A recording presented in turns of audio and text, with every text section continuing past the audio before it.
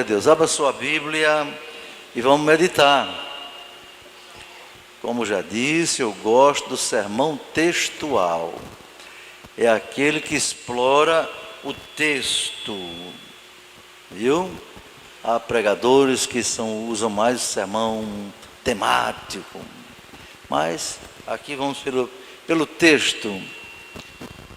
Pedindo a Deus, claro que eu já orei, já li, mas pedindo a Deus a inspiração para dizer aquilo que é melhor para nós, para a nossa edificação. Então neste capítulo você vê, o título é: a vinda de Cristo será precedida de manifestação do anticristo. Aí o apóstolo dá as suas palavras iniciais aqui, que os crentes não se perturbem facilmente, nem por doutrina, nem por ensino falado ou escrito. Se fosse hoje, ele dizia pelas redes sociais, né? Mensagens pelas redes sociais, pelo WhatsApp, pelo Facebook, entende, irmãos? Por outros meios, televisão, pregadores, bispos, apóstolos, pastores. Não vos movais, diz ele aqui, né? Não saia do seu lugar, não saia do seu lugar. Já meditamos sobre isso, que tem crente que meus irmãos, eles são muito fraquinhos, entendeu? Se o vento soprar desse lado, leva ele para o outro. Se vier um vento ir lá para cá, leva para o outro lado. Se soprar de trás, leva para frente. Se for soprar de frente, leva para trás. Ou seja, crentes que não têm firmeza, mas aqueles que estão firmados na rocha, e a rocha é Jesus Cristo, diz a Bíblia. Pode vir o vento de onde vier, como Jesus diz em Mateus capítulo 7, aquele que ouve as minhas palavras, olhe bem, não é a palavra do pregador da internet, do YouTube, não sei de quê, não, aquele que ouve as minhas palavras e as cumpre. Olha aí, ouvir é uma coisa e cumprir é outra. Tem que ser as duas coisas. Aquele que ouve as minhas palavras e as cumpre, quer dizer, obedece, põe em prática. Jesus disse: eu compará-lo-ei a um homem prudente que edificou a sua casa sobre a rocha. Aí Jesus diz naquela palavra: e vieram os ventos, veio a chuva, vieram os rios, bateram naquela casa com ímpeto, mas ela não caiu, porque está edificada sobre a rocha. Dê glória a Deus por isso, irmão. Então, o crente fiel, não é? O crente que ama Deus, que ama Jesus, que ama o Espírito Santo, que ama a sua palavra, que não é crente apenas de uma igreja, membro de uma igreja, irmãos, tem um nome lá na secretaria da igreja, aquele tem um nome escrito no céu, escrito no céu, glória a Deus. Ele não se move, não. Ele pode até sofrer o efeito da tempestade. Meu irmão, meus queridos irmãos, o Salmo 92, que o justo será comparado a uma palmeira. Por que comparado à palmeira? Observe bem, a palmeira, eu já li sobre isso, não é? Ela tem, o tanto que ela tem para cima, a raiz dela tem para baixo. É chamada uma tal de raiz pivotante, ó, para baixo. Então o que acontece com a palmeira? Às vezes o vento forte vem, meu irmão, aí o vento dá nas folhas da palmeira e ela faz assim, ó, se encurva, mas não cai. Se encurva, mas o vento não arranca. Entendeu? Não arranca. Sabe por quê? Está firmada sobre a rocha. Tem raízes profundas. Mas Jesus disse: aquele, porém, que ouve as minhas palavras e não as cumpre, eu comparo a um homem imprudente, que edificou a sua casa sobre areia. Sobre areia. Aí diz ele a mesma coisa: vieram os ventos, vieram os rios, a chuva, e bateu naquela casa, e ela caiu, e foi grande a sua queda.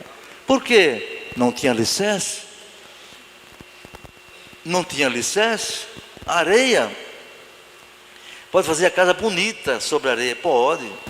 Pode fazer a casa sobre a areia, levantar até coluna para segurar as paredes. Uma arquitetura bonita, entende, irmãos?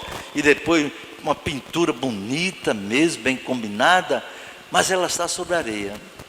Enquanto a temperatura, os ventos estão normais, ela está lá.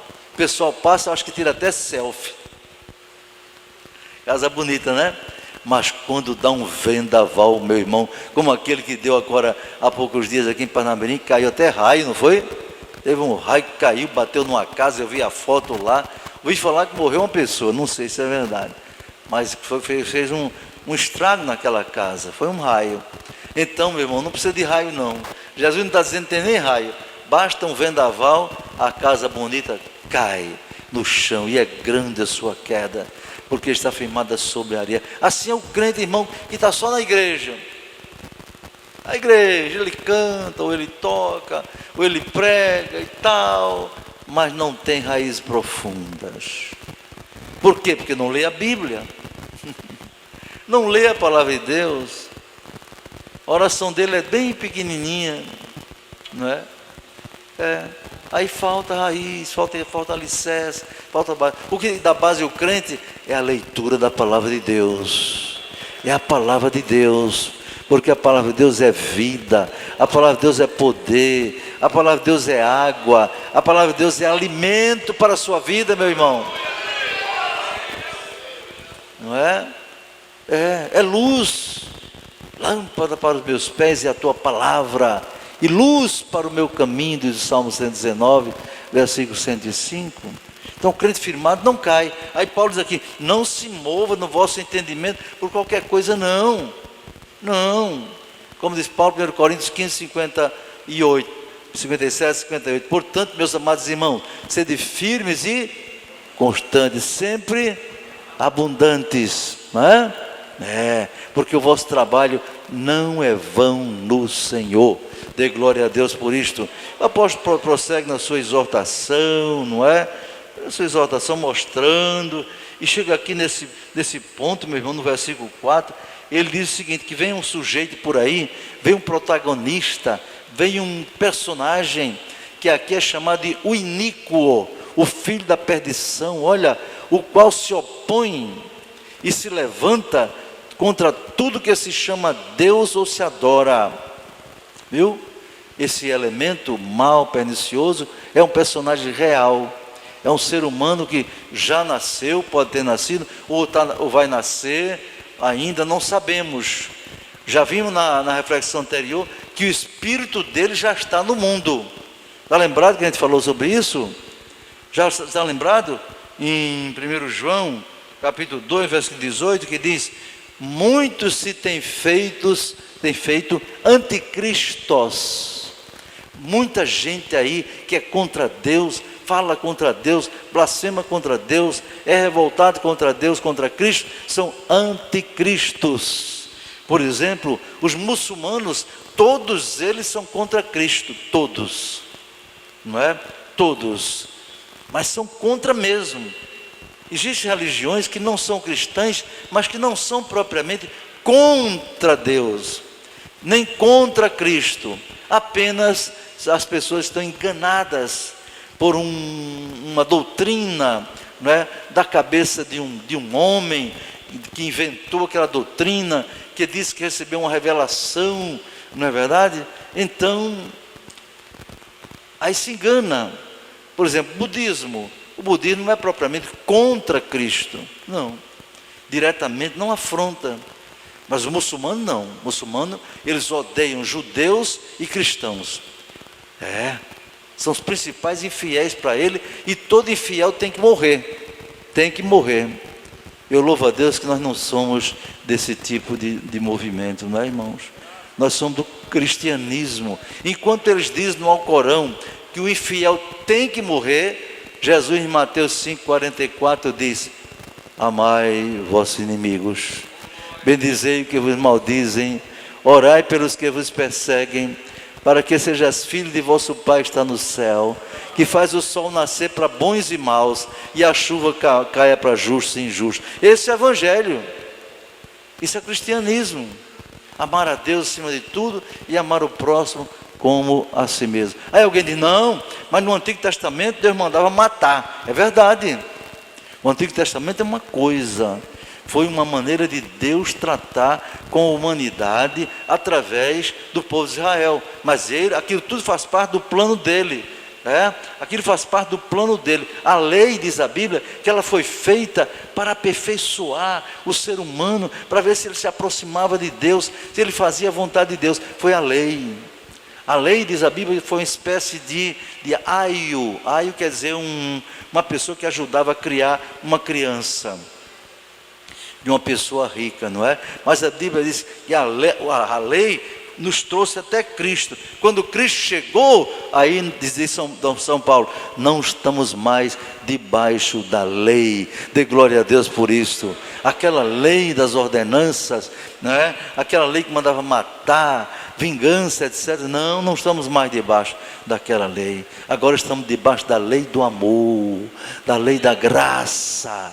Como diz o hino, eu sinto no ar o amor de Jesus, eu sinto no ar a presença de Deus. Glória a Deus. Quem está sentindo a presença de Deus aqui, dê glória a Deus. A gente sente no ar realmente. A gente sente no ar, quer dizer, no ambiente, e sente de dentro. Você só pode sentir a presença de Deus no ar ou externamente, se você sentir primeiro aqui dentro internamente. Uma vez perguntaram com um irmão, por que ele era tão alegre?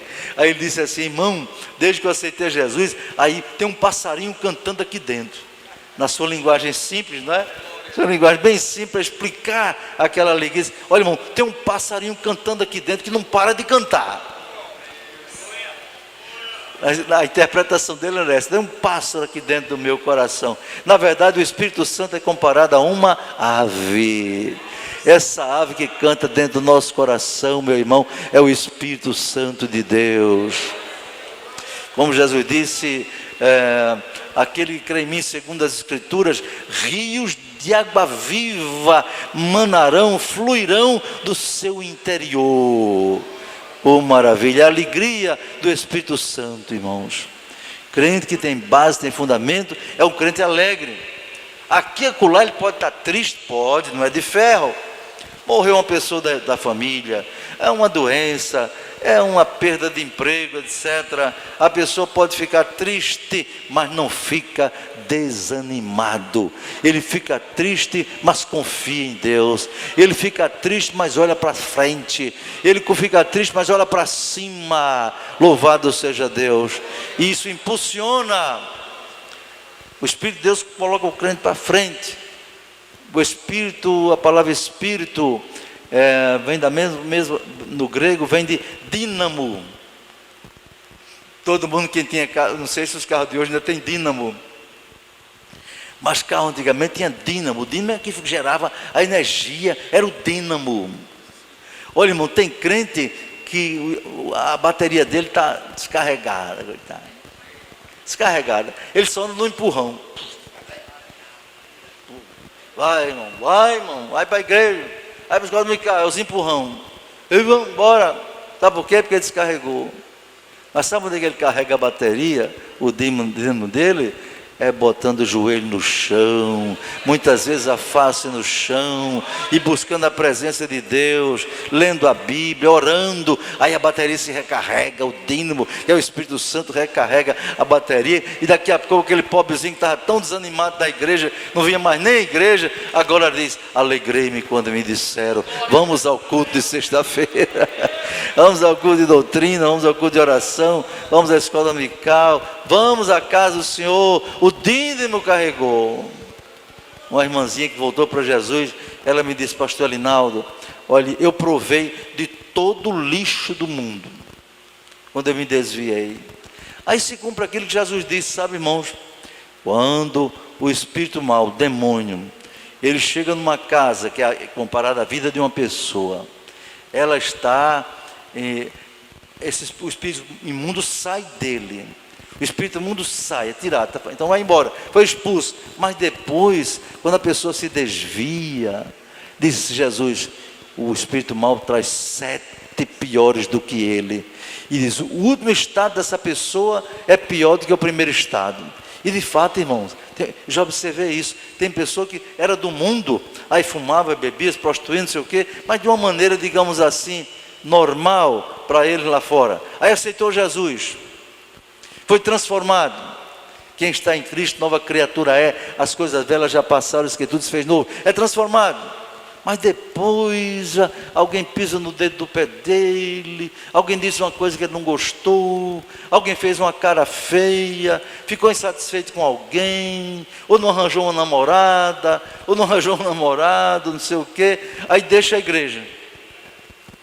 Deixa a igreja. Irmão, eu tenho observado que em grande parte ele volta a fazer pior, não sei quantas vezes do que fazia antes. Se bebia, bebe muito mais. Prostituía, se prostitui muito mais. Sabe por quê? São 7 demônios agora, mais um em cima dele, tentando, oprimido o pobre miserável do pecador. Mas nesse miserável pecador, mesmo assim Jesus ama e diz, filho meu, volta para casa, teu lugar não é aí não é na lama não é no lixo não é na pocilga não, como o filho pródigo. E aquela irmãzinha, ela diz, ela está tão feliz que ela se comunica comigo, né? Diz, olha pastor, tem culto hoje pastor? Não tem no templo sede. Onde é que tem? Ela quer ir. Sabe por quê? Porque a bateria dela foi recarregada, entendeu? O interior dela foi reanimado. Ela agora que os demônios saíram dela, entrou o Espírito Santo de Deus, que anima, que alegra, que fortalece, que aquece a vida espiritual. Aleluia. São segredos da vida cristã, não é, irmão? Glória a Deus por isso. Então, o inimigo vem por aí com esse nome. O anticristo, o iníquo, o homem do pecado, se opõe, diz aqui, a tudo que se adora. Adora a Deus, ele é contra. Mas vai prosseguindo, meus irmãos. Aí diz aqui, porque já o mistério da injustiça opera. Olha, irmão, já na época de Paulo, cerca do ano 54 depois de Cristo, não é? Então mais de 2000 anos por aí assim, entende? O mistério da injustiça já operava. O que é o mistério da injustiça? O mistério da injustiça, irmãos, é a ação do maligno na mente dos homens, na vida dos homens e das mulheres, para que eles se afastem cada vez mais de Deus e se voltem para a prática da injustiça. Injustiça, segundo a Bíblia, é tudo aquilo que não é justo de acordo com a vontade de Deus. Por isso o salmista Davi, no Salmo 23 diz, guia-me pela vereda da justiça, por amor do seu nome. Refrigera minha alma, louvado seja o nome do Senhor. Então o mistério da injustiça está agindo, através de muita coisa, está levando o homem à prática da injustiça. E então falando, esse mistério da injustiça está associado ao iníquo, à iniquidade, não é? A incredulidade. Aí diz assim, somente há um que agora resiste, até que do meio seja tirado. Existe algo, ou existe alguém que está na terra, irmãos, que impede que o anticristo se manifeste. E ele está com vontade imensa, se é que ele já está no mundo, de aparecer na televisão, de aparecer na internet, de aparecer nas redes sociais, os jornais, etc. Ele está ansioso para isso, porque ele será, com a eficácia do diabo, ele será o governante mundial, o governador mundial. Interessante, irmão, que o Papa Francisco há poucos dias disse que o mundo precisa de um governante único. Eu digo, meu Deus do céu, qual é a Bíblia que sua santidade o Papa está lendo? Não é? Porque ele, como um homem que se diz líder cristão, não podia dizer isso. Porque a Bíblia prevê que o mundo terá um governante único. Mas esse governante único será o anticristo, um líder político. O mundo será governado por uma trindade. Qual é a trindade que existe hoje na Terra, meus irmãos, ou no universo? Qual é a trindade? Vamos dizer, o Pai, o Filho e outra vez, o Pai, o Filho e o Espírito Santo. Essa é a trindade. Essa trindade são 3 pessoas distintas, não é?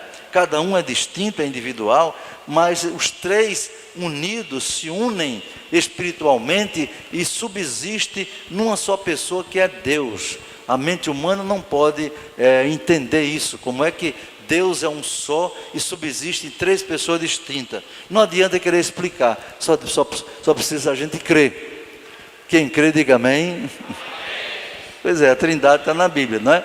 Mas depois que Jesus arrebatar a sua igreja para o céu, isso é verdade, não é? Está na Bíblia. Vai chegar o dia que o arcanjo vai trocar a trombeta e Jesus vai dizer para a igreja: sobe aqui, minha noiva, vem para cá. E os crentes de todo mundo, não é? Do Brasil, da América, da Europa, da Austrália, da Ásia, da África, de todo lugar de Parnamirim, vão todos ser arrebatados. Não é que ele vai se esforçar para subir, nem vai precisar de disco voador, nada disso não. Sem querer, sem esperar. De repente é assim, ó. Quando você pensar, já está lá. Quando você vier dar conta do que aconteceu, aí você vai ver uma multidão, como disse João, de milhões e milhões de salvos de todo mundo, encontrando-se com Jesus nos ares, nas nuvens. Que maravilha, irmão. Imagine que espetáculo. Já houve alguns espetáculos aí famosos, de circo, de carnaval, não sei de quê, tanta coisa, que diz que foi o maior espetáculo da terra. Não, o maior espetáculo da terra vai ser o arrebatamento da igreja de nosso Senhor e Salvador Jesus Cristo. Não digo infelizmente, as redes de televisão não vão poder filmar. Não, eles vão filmar o outro espetáculo da segunda fase da vinda de Jesus. Aí vão filmar, queira ou não queira, vão filmar, vão fazer reportagem. Mas na primeira fase da vinda, Jesus virá para os seus. Anote isso.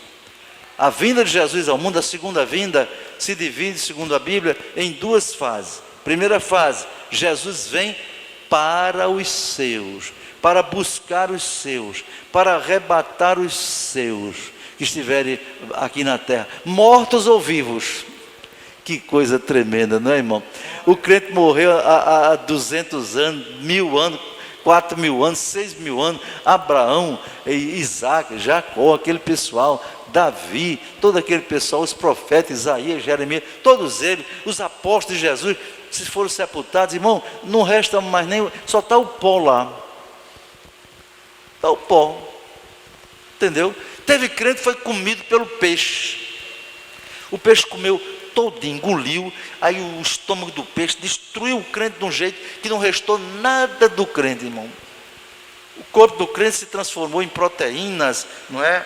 E do peixe, desapareceu o peixe. Ou então o crente ia num carro, o carro incendiou, ele pegou fogo, só encontraram as cinzas lá. Ou morreu queimado dentro de uma casa, ou foi queimado pelos terroristas islâmicos, né? Queimaram os crentes. E agora acabou tudo. Se engana. Diz a Bíblia que pelo seu poder Jesus ressuscitará todos aqueles que morreram, quer dizer, fará eles voltar a viver. Como vai ser isso? Não sabemos explicar. Isso é sobrenatural. Olha, vou dar só uma dica. Você lendo Gênesis, capítulo 1 de Gênesis, como foi que as coisas vieram a existir? O materialista evolucionista que os meninos aprendem na escola, diz que houve uma grande explosão. Olha, mas eu queria ter 10% da fé, 5%, 2% da fé desses materialistas. A explicação é o seguinte: foi que o universo surgiu, bilhões e bilhões de estrelas, galáxias, tudo isso. Ele diz o seguinte: havia uma pequena nebulosa do tamanho da cabeça de um alfinete. É pequenininho, não é? É essa a explicação. Uma nebulosa, tamanho da cabeça de um alfinete. Ela era muito condensada, muita energia acumulada ali.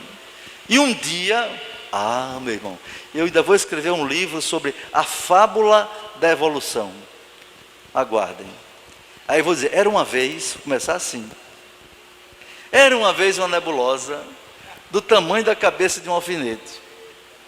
E um dia, ninguém sabe quando, bilhões de anos atrás, segundo essa fábula, essa nebulosazinha, tamanho da cabeça de um alfinete, explodiu. Olha só.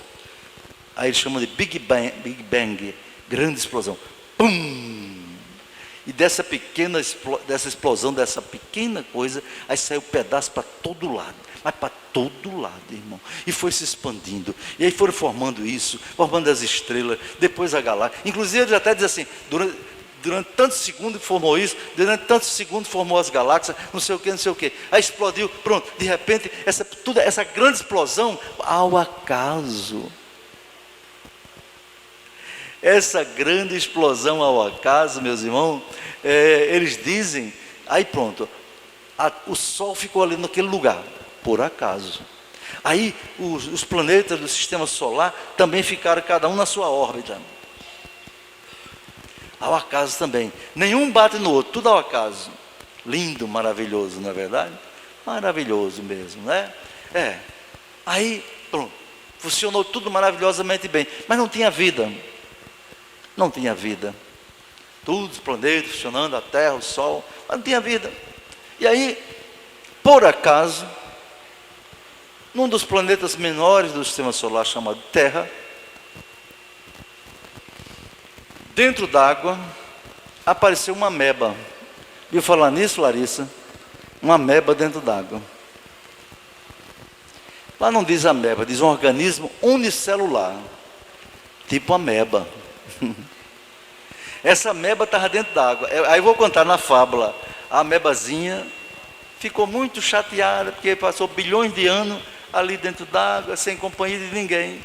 Foi escrever esse livro e ilustrar mais.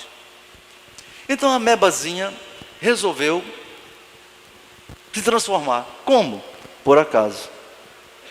Aí a amebazinha começou a andar dentro d'água e se transformou num organismo invertebrado. Como foi que aconteceu isso? Por acaso. Pronto. O Deus acaso faz tudo, irmão, para ele. E esse organismo invertebrado também, bilhões de anos, ficou chateado. Aí quis sair para saber o que é que tinha lá fora da água. Aí criou vértebra, passou a ser um vertebrado, os peixes. Os peixes então começaram a ficar também com tédio, chateado, e começaram a experimentar o que é que tinha fora da água. Aí começaram a botar a barbatana na terra, aí foi criando perna. As barbatanas se transformaram em perna, também por acaso. Aí apareceram os anfíbios. Aí ficaram fora d'água e dentro d'água. Aí veio jacaré, veio não sei quem então. Depois esses bichos acharam também que é só andando no chão, né? Começaram a andar de 4 pernas.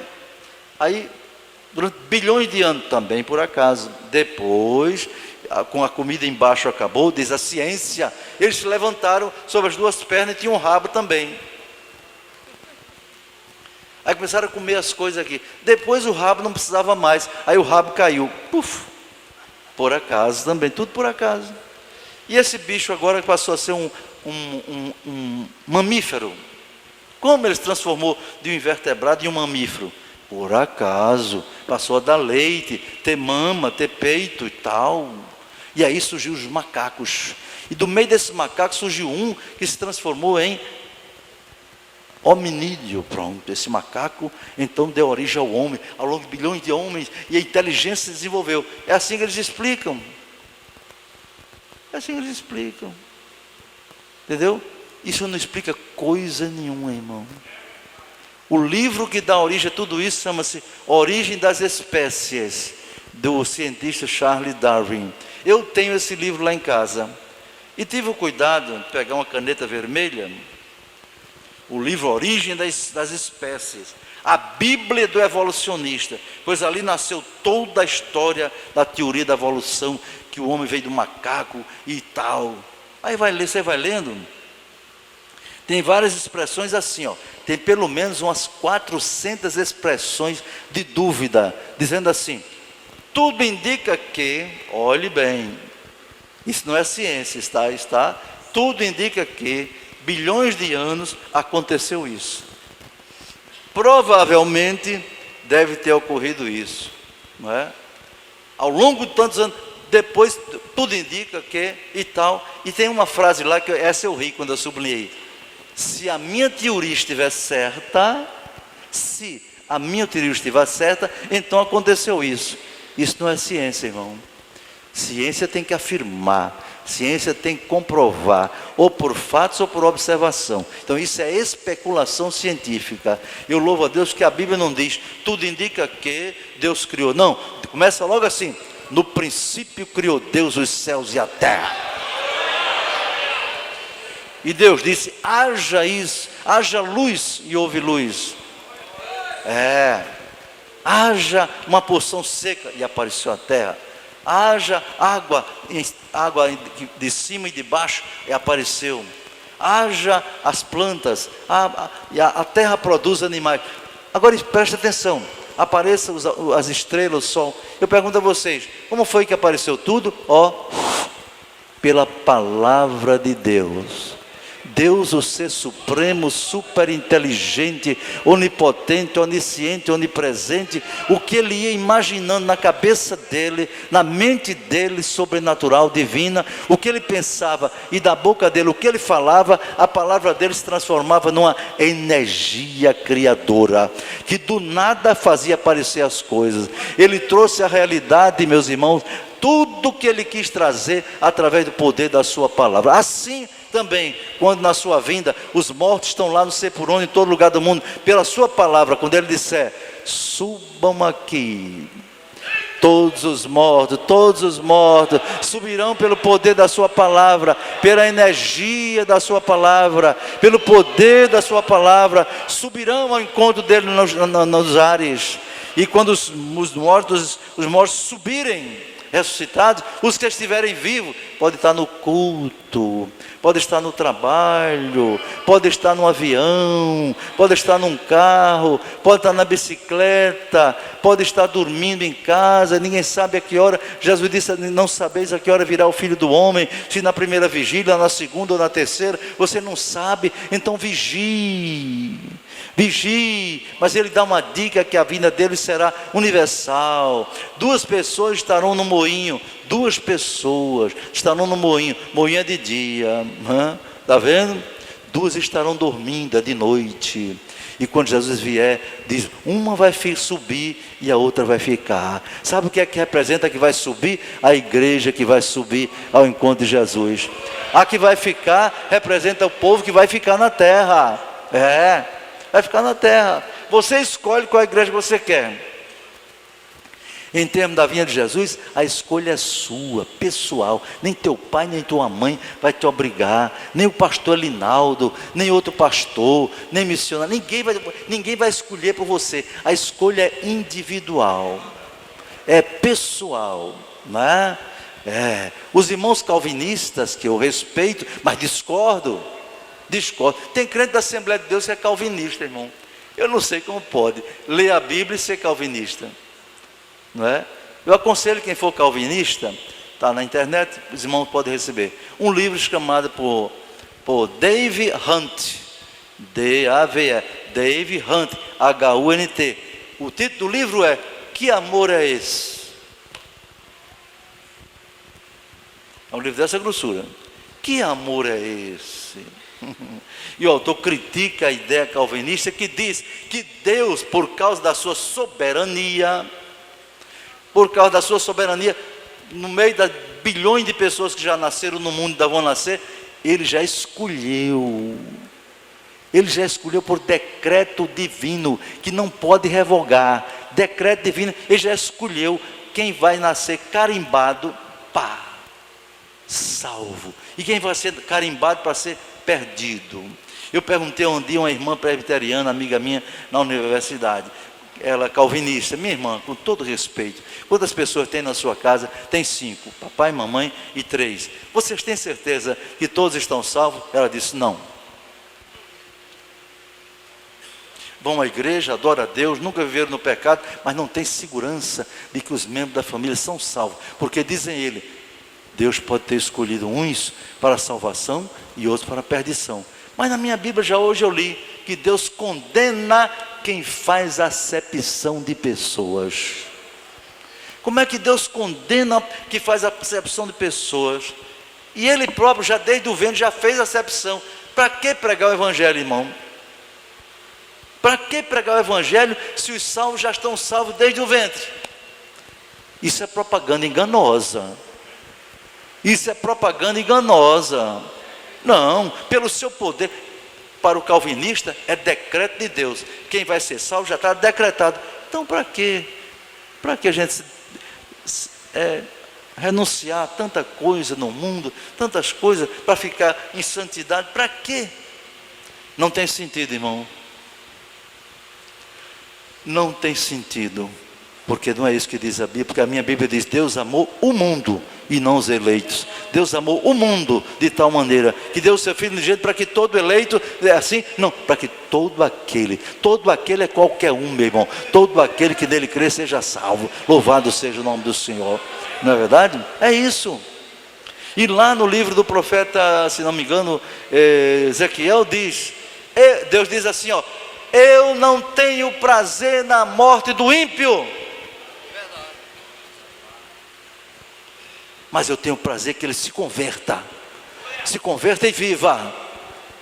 Lá na Consciência Cristã em Campina Grande, há 2 anos, eu fui convidado, e foi um confronto entre nós que cremos na Bíblia diferente, e pastores calvinistas, muito bons oradores.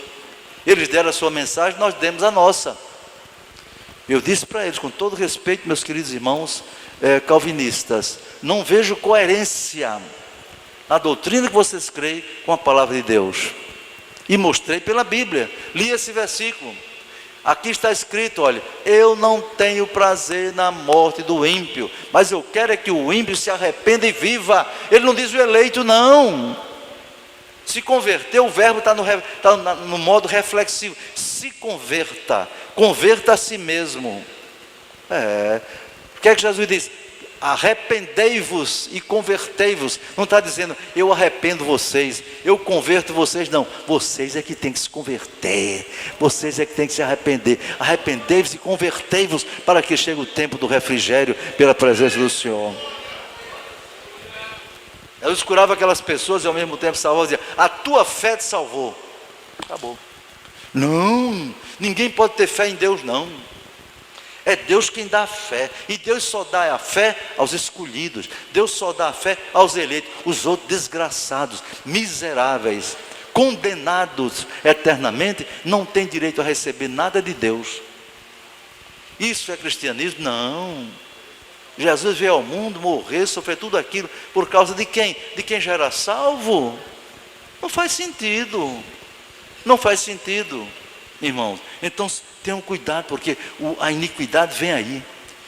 O mistério da iniquidade operando no mundo como o anticristo vem aí. E sabe quem é que detém, quem impede que o anticristo se manifeste? Somos nós, a igreja de nosso Senhor Jesus Cristo. Enquanto a igreja estiver na terra, com o Espírito Santo agindo nela, o demônio, o diabo não pode manifestar o anticristo. O diabo faz um estrago tremendo, mas o governo do anticristo só vai ser dado a ele pelo poder de Satanás, quando Jesus tirar a sua igreja daqui. Não queira, irmão querido, ficar para ver o que vai acontecer. Não queira jovem, não queira adulto, não queira adolescente, não queira solteiro, não queira casar, não queira ficar, porque não vale a pena. Vai ser tenebroso, vai ser algo como nunca foi visto, não é? E aqui a palavra de Deus prossegue dizendo o seguinte, que esse vai ser revelado. Vai ser revelado o iníquo, a quem o Senhor Jesus, olha só, veja o poder de Jesus, irmão. Esse anticristo vai ser tão poderoso, muito poderoso, diz aqui, com a eficácia de Satanás. Com a eficácia de Satanás. Veja só, então será revelado, a quem o Senhor desfará, sabe como? Preste atenção. Está escrito aqui, pelo assopro da boca de Jesus, e aniquilará pelo esplendor da sua vinda. Então o poder de Jesus é grande, ele vai precisar usar arma atômica para destruir Satanás, não, é pelo poder da sua boca. Ele desfará a força do inimigo. E sabe, irmão, desfará a força do diabo e desfará a força do anticristo. O diabo é o ser mais terrível que há no universo, prejudicando todo mundo. Mas a Bíblia diz no Apocalipse que Deus vai mandar um anjo tão poderoso, irmão, tão poderoso, diz o Apocalipse, com uma cadeia na mão. E esse anjo vai partir como um raio lá do céu. Satanás está dirigindo aqui a grande tribulação. O anjo chega e diz: ei, alto lá, chegou a tua vez. Teu poder agiu até aqui, mas eu vim para te prender e te jogar no lago de fogo. Dê glória a Deus por isso. Eu fico imaginando o diabo querendo correr para um lado para o outro, e o anjo voando, pega ele pelo pescoço, amarra e pega e levanta e sai levando pelo ar e joga lá dentro do abismo, pá, e bota a tampa em cima. Você vai ficar aí durante 1000 anos. Dê glória a Deus por isso. O anticristo vai ser vencido, aniquilado pelo poder do sopro, não é? Aí diz assim: é esse cuja vinda é segundo a eficácia de Satanás, com todo poder e sinais e prodígios de mentira, irmão. Olha, irmão, esse mistério da injustiça, esse poder do maligno está aí. Mentira, engano, usando político para mentir, ministro do Supremo Tribunal Federal, tudo com mentira, com engano, com coisa ruim, professores, irmãos, terrível, todo o sistema educacional, ensino fundamental, nível médio, ensino superior, entendeu? Mestrado, pós-graduação, está tudo dominado, está tudo contaminado pelo principado que governou o Brasil, pela ideologia do principado que governou o Brasil, a ideia esquerdista, comunista, materialista. Irmãos, não é brincadeira. No próximo encontro, se Deus quiser, eu vou falar para vocês sobre essa operação do erro, em que aqui diz que vai ser julgado todos aqueles que tiveram prazer na iniquidade. Viu? Vocês vão ver o que vai acontecer com esse povo que tem prazer na iniquidade. Diz a Bíblia que toda iniquidade é pecado. Vai ser terrível. Vai ser tão terrível que eles nem sabem o que está esperando eles, porque eles não creem na palavra. Amém?